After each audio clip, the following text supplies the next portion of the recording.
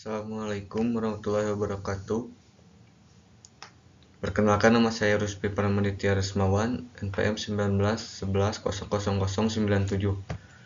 Di sini saya akan mempresentasikan tentang controlling atau pengendalian. Yang pertama ada kendali atau controlling, yaitu kendali pengendalian, pengawasan, controlling atau pengendalian. Pengendalian adalah satu di antara beberapa fungsi manajemen berupa mengadakan penilaian, bila perlu mengadakan koreksi, sehingga apa yang dilakukan bawahan dapat diarahkan ke jalan yang benar dengan tujuan yang telah digariskan semula. Lalu berikutnya adalah sasaran pengawasan. Sasaran pengawasan adalah temuan yang menyatakan terjadi penyimpangan atas rencana atau target. 1. Mengarahkan atau merekomendasikan perbaikan. 2. Menyarankan agar ditekan tidak terjadi pemborosan. 3. Mengoptimalkan pekerjaan untuk mencapai sasaran rencana. Lalu berikutnya ada jenis-jenis pengawasan. Yang pertama ada pengawasan internal dan eksternal. Pengawasan internal adalah pengawasan dari dalam lingkungan peradilan sendiri yang mencakup dua jenis pengawasan, yaitu pengawasan melekat dan pengawasan fungsional. Lalu berikutnya ada pengawasan eksternal, yaitu merupakan pengawasan atau pemeriksaan yang dilakukan oleh unit pengawasan yang ada di luar unit organisasi lembaga yang diawasi.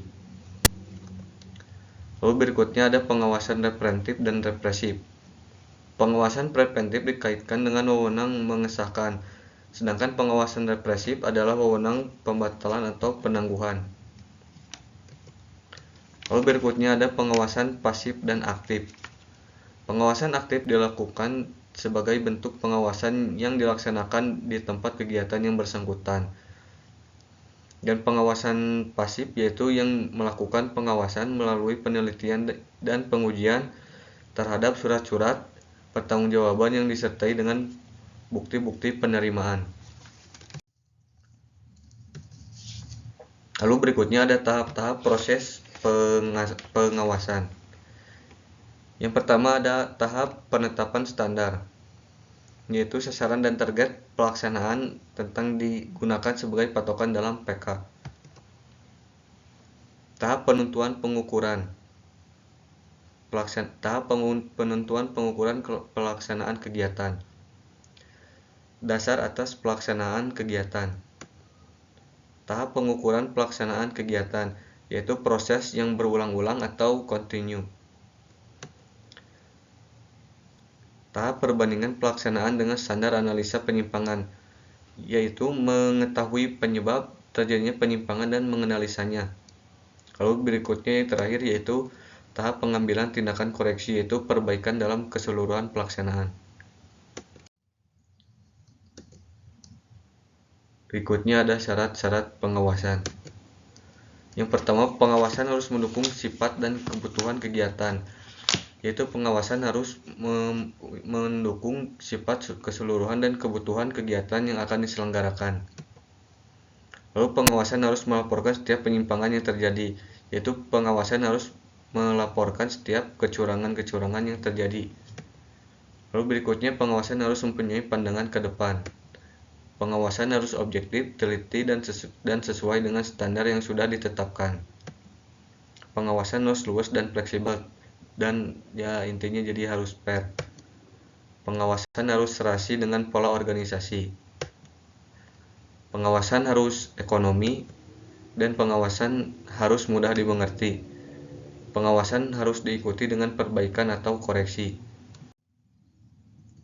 Lalu berikutnya yaitu prinsip dalam pengawasan.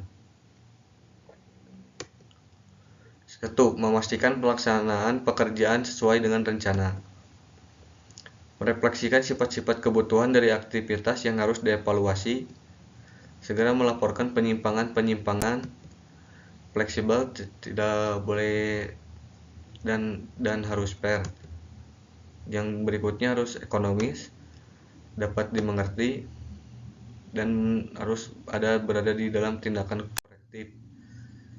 Sekian presentasi dari saya, mohon maaf bila ada kesalahan. Wabillahi taufiq wal hidayah. Wassalamualaikum warahmatullahi wabarakatuh.